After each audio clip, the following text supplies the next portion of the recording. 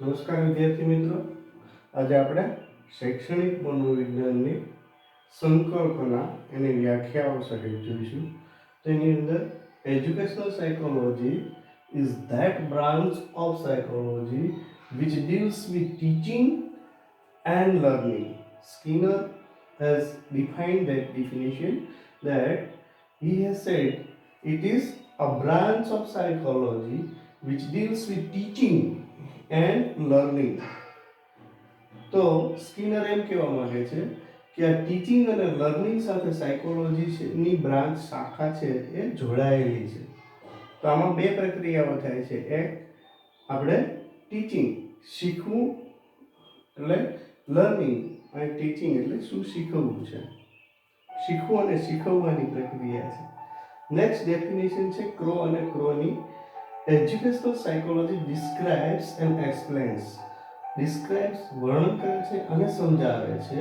શું સમજાવે છે? The learning experiences, શીખવાના અનુભવો of individual from birth to old age. Birth થી ઓલ્ડ એજ એટલે કે છેક જન્મથી વૃદ્ધાવસ્થા સુધી આપણને લર્નિંગના અનુભવો શીખવાડે છે. વ્યક્તિ છે એ અનુભવો દ્વારા શીખે છે કંઈક ને કંઈક. એમ ક્રો અને આ જીવન પ્રક્રિયા છે. ક્રો અને ક્રોની વ્યાખ્યા આ સ્પષ્ટ કરે છે. નેક્સ્ટ છે educational psychology utilizes those findings that deal specifically with experiences and behavior of human beings in educational situations. Skinner has defined this definition, that psychology utilizes findings. કોઈ પણ રિસર્ચ થાય છે અને રિસર્ચ દ્વારા જે ફાઇન્ડિંગ્સને યુટિલાઇઝ કરવામાં આવે છે, ખાસ કરીને કેવી રીતે તો કે એક્સપિરિયન્સીસ અને બિહેવિયર, જે હ્યુમન બિઈંગનું બિહેવિયર છે એને વર્તન અને એના અનુભવોને આધારે અને એક શૈક્ષણિક પરિસ્થિતિઓની અંદર વ્યક્તિના બિહેવિયર અને એનું એક્સપિરિયન્સ એટલે કે એના અનુભવ આ બંનેને તે સાંકળી અને આપણને શૈક્ષણિક ફલિતાર્થો આપવાનું કામ કરે છે, એમ સ્કિનર કહે છે. નેક્સ્ટ ડેફિનેશન છે સ્કિનરની જ છે અને એમાં એવું કહેવામાં આવ્યું છે કે educational psychology takes its meaning from education. એજ્યુકેશનમાંથી જ એનો અર્થ લે છે અ સોશિયલ પ્રોસેસ, આ એક સામાજિક પ્રક્રિયા છે. એન્ડ ફ્રોમ સાયકોલોજીમાંથી લે છે બિહેવિયરલ સાયન્સ, અને જે વર્તનના વિજ્ઞાનો છે એની અંદરથી તે આનો મિનિંગ અર્થ છે એ લે છે. ક્યાંથી લે છે? તો સ્કિનર એમ કહેવા માંગે છે કે બિહેવિયરલ સાયન્સ જેટલા છે એમાંથી એ અર્થ લે છે, બીજું સાયકોલોજીમાંથી અર્થ લે છે, અને ત્રીજું એટલે કે સોશિયલ પ્રોસેસમાંથી અર્થ લે, સામાજિક આંતરક્રિયા પ્રક્રિયામાંથી એ અર્થ લે છે. આવું સ્કિનર મહોદય કહે છે. Next, educational psychology concern primarily with study of human behaviour.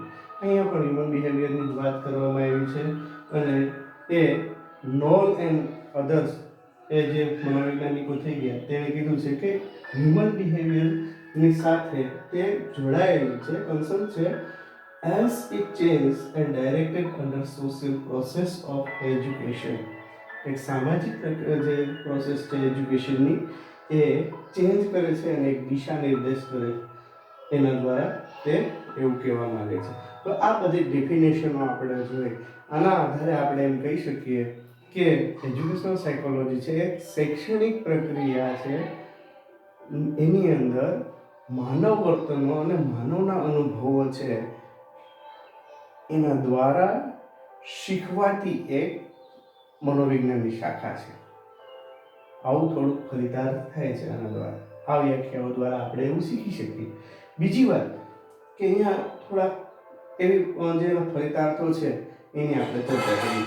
તો શૈક્ષણિક પરિસ્થિતિમાં શિક્ષણની પ્રાપ્તિ, એક એજ્યુકેશનલ એન્વાયરમેન્ટ ઊભું થાય એની અંદર એજ્યુકેશનલ અનુભવો છે વ્યક્તિને મળે, અને એના દ્વારા શું થાય તો કે શિક્ષણની પ્રાપ્તિ પણ કોના દ્વારા? અનુભવો દ્વારા પ્રાપ્તિ થાય છે. નેક્સ્ટ, પરિપક્વતા અને વિકાસ પ્રમાણે શીખવાની પ્રક્રિયા. હવે વ્યક્તિ છે એ શીખે છે, કઈ રીતે શીખશે?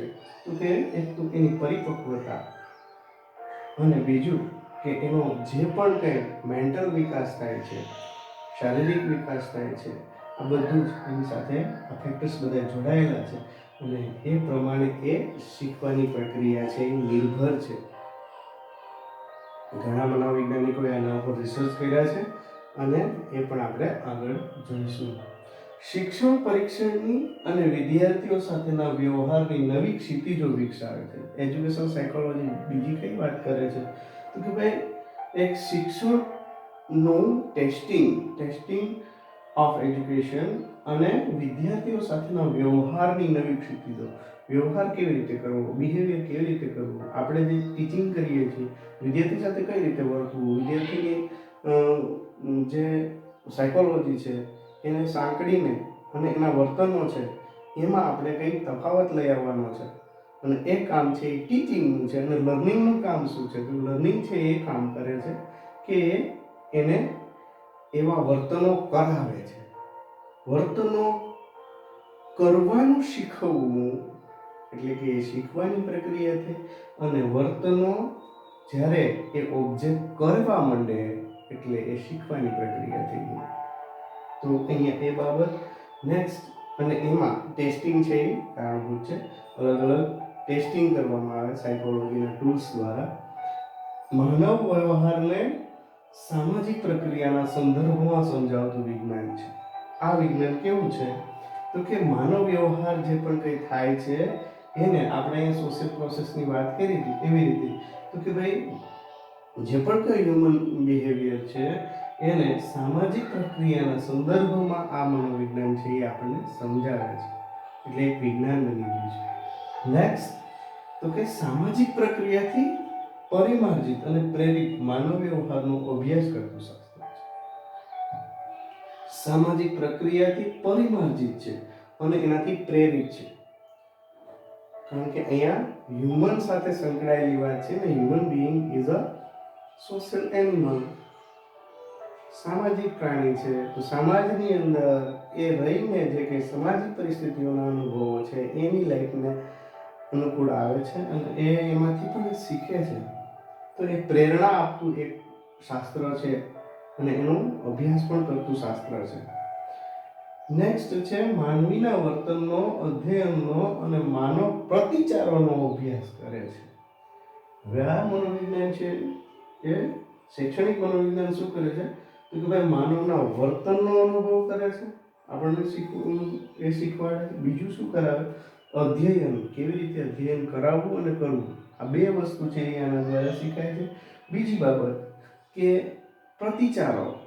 સ્કિનરનો એમાં તો બહુ મોટું પ્રદાન છે. ઉદ્દીપકો અને પ્રતિચારો વિશે સ્કિનર બહુ સારી રીતે એક આપણને થિયરી આપી છે સ્કિનરે. તો એ પ્રતિચારો છે જે બરાબર, ઉદ્દીપકો અને પ્રતિચારો એ બંને સાથે સંકળાયેલો એક અભ્યાસ એ શૈક્ષણિક મનોવિજ્ઞાન કરે છે. અને સ્કિનરમાં પણ બહુ મોટું પ્રદાન છે એજ્યુકેશન સાયકોલોજીની અંદર. એટલે તો આપણે અહીંયા બે વ્યાખ્યા એને લીધી. નેક્સ્ટ, વિકાસની અવસ્થાઓમાં વ્યક્તિમાં થતા પરિવર્તનોને સમજાવતું શાસ્ત્ર. જુદી જુદી અવસ્થામાં જુદો જુદો વિકાસ થતો હોય વ્યક્તિનો. હવે એ શારીરિક હોય, માનસિક હોય. હવે એ વિકાસ છે એ જુદી જુદી અવસ્થાઓ પ્રમાણે. હવે એ અવસ્થાઓ પ્રમાણે જ્યારે વ્યક્તિ છે એની અંદર કંઈક ને કંઈક પરિવર્તનો આવતા હોય. તો એ શારીરિક પણ હોય અને માનસિક પણ હોય. તો એ જે પરિવર્તનો છે એને સમજાવતું શાસ્ત્ર છે. જ્યારે ટીચર્સ છે એ આ બાબતને સમજેલો હશે અને એ વિદ્યાર્થીઓ પાસે જશે ત્યારે કંઈક એ નવું આપવાનો પ્રયત્ન કરશે અને એ તેના બિહેવિયરને પણ સમજવાનો પ્રયત્ન કરશે. એટલે એ પણ જરૂરી છે. નેક્સ્ટ છે વિદ્યાર્થીની મનોભૂમિકાને સમજવા અને તેના વર્તન અને તેનાથી ઉદ્ભવતી સમસ્યાઓ સમજવામાં સહાયક થાય. તો આપણે થોડુંક આપણે આમાં જોયું છે કે વિદ્યાર્થી અલગ અલગ સોશિયો ઇકોનોમિક બેકગ્રાઉન્ડમાંથી આવે છે, અલગ અલગ વાતાવરણમાંથી આવે છે. અને એક સાથે આવેલા વિદ્યાર્થીઓને જ્યારે આપણે ભણાવતા હોઈએ ત્યારે એમાં કંઈક ને કંઈક નવી સમસ્યાઓ પણ ઉદ્ભવવાની છે. વિદ્યાર્થીના માનસિક સમસ્યાઓ પણ હોય, સામાજિક સમસ્યાઓ પણ હોય, એની હોમ એડજસ્ટમેન્ટની સમસ્યા પણ હશે, સ્કૂલ એડજસ્ટમેન્ટની સમસ્યા, સાથી સહપાઠી સાથે એને જે એડજસ્ટમેન્ટ કરવાનું છે એની પણ સમસ્યાઓ હોઈ શકે છે. જુદી જુદી સમસ્યાઓ હોય છે અને એ સમસ્યાઓને આપણે આ શૈક્ષણિક મનોવિજ્ઞાન દ્વારા આપણે સમજી શકીએ છીએ, એની સમસ્યાઓનું નિરાકરણ કરી શકીએ છીએ. તો આ છે મિત્રો એની સંકલ્પના, એજ્યુકેશનલ સાયકોલોજીની સંકલ્પના આપણે સમજી. હવે નેક્સ્ટ વિડીયોમાં આપણે મળશું ત્યારે આગળનું જોઈશું. ચલો, વી વિલ સી અગેન.